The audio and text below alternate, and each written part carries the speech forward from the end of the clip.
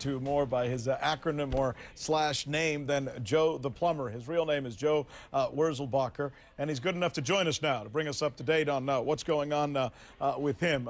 Joe, are you there?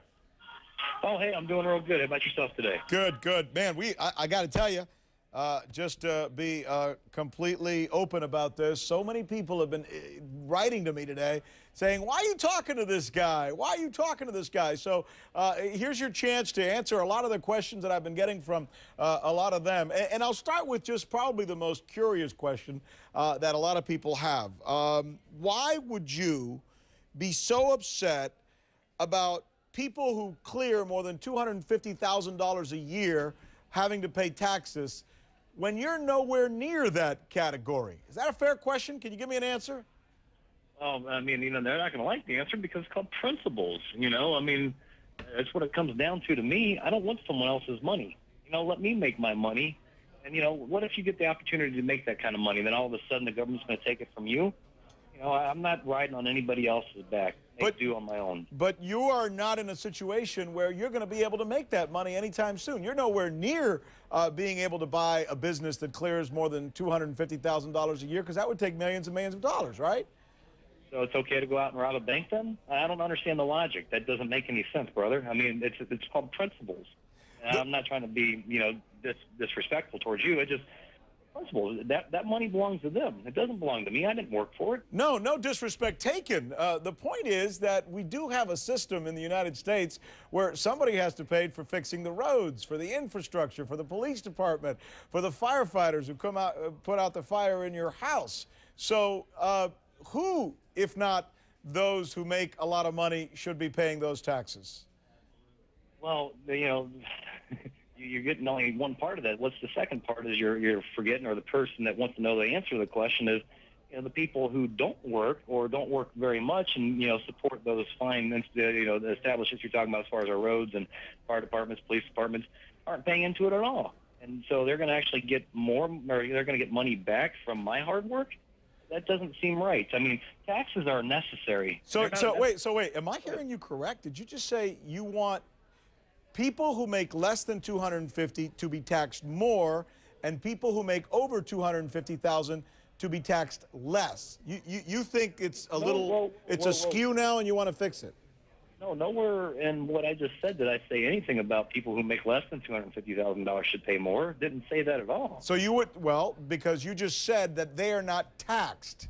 They don't pay their share.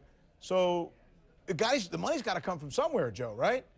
Well, yeah, but it doesn't have to, taking more from someone else that's worked, harder in their lifetime or gotten better breaks is not right. I mean, you can disagree with it, but the fact is, right is right, wrong is wrong. I mean, it's not an opinion here. I mean, you don't take money away from someone who's worked more or had, better breaks to give to other people. But under this system, you're the one who's going to benefit. Look, I looked it up on CNN.com/money.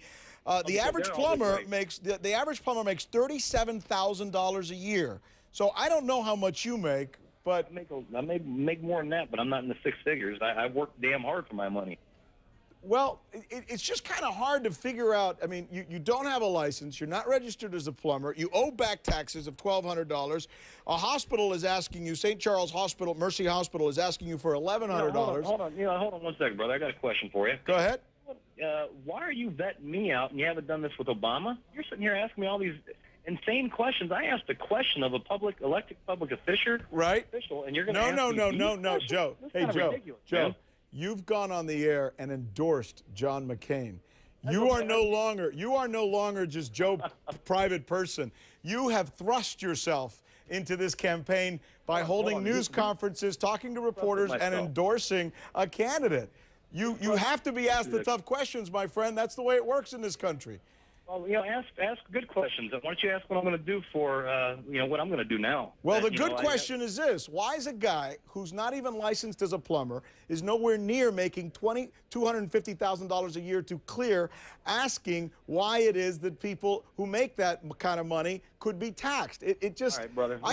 But I guess the question is... I'll answer the question. I'll answer it. Great. I've answered it once. I'll answer it one more time.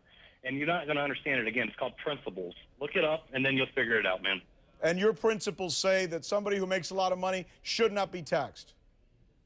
No, look up principles and read the definition. Get it right out of Webster's, and you'll understand it maybe. It's talked about taking someone else's money and taxing them at a higher rate because they make more than you, they've worked harder than you. I mean, cry me a river, man. Well, some people would argue that actually the way the system is right now, that those people over $250,000, in fact, that seems to be Obama's argument, aren't paying their fair share like they were perhaps in the 1960s, and that it's imbalanced. I suppose you would disagree with that? What about flat tax? You know, would you be for that? Would that be fair for you? Yeah, as a matter of fact, I've done stories on flat tax. I think it's a remarkable idea. I'm all about a flat tax. Obama doesn't want to go there. He actually, if you look at the rest of my interview with that, not interview, but as far as when he was in my yard, I asked him about a flat tax. But neither does McCain. 40%. So why are you bringing that up? Well, because you're bringing up stuff that's insignificant to the question that I asked. I mean, you want to talk about my license? I've come out on the record and said, yeah, I don't have a license. All right. Okay, you got me. Joe, hey, Joe, I'll tell you what, it's a good discussion.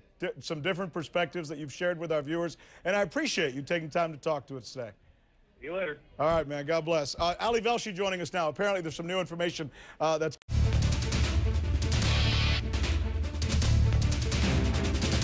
And my thanks to Albie for that. We're getting a lot of comments on that interview. What'd you guys think? Jade, Maru, start with you. Jade? Well, I think that was a pretty heated conversation you had going on there, but and you know, we do need to kind of steer away from his personal life because he asked an important question that pinpointed the aspect of Senator Obama's plan, and I think that allowed a lot of information to get out, you know, on the internet with that clip. But what it gets at is Senator Obama's larger view of the purpose of government, and that's why they've been using the Joe the Plumber thing. That's why we've been. It's not just about the tax issue. It's about all of the social programs and the way that he views government. That's a very fair point, Maru. Well, no one would be paying any higher taxes than they did under the Clinton administration, but I think it's funny how he talks about principles. Where were his principles when he was lying about his salary, when he was lying about paying his taxes? So, you know, I think that's an interesting point as well. Yeah, he's just a caricature. Good points both ways. Brian Todd standing by in Philadelphia went with John Kerry. At least that part of the state did.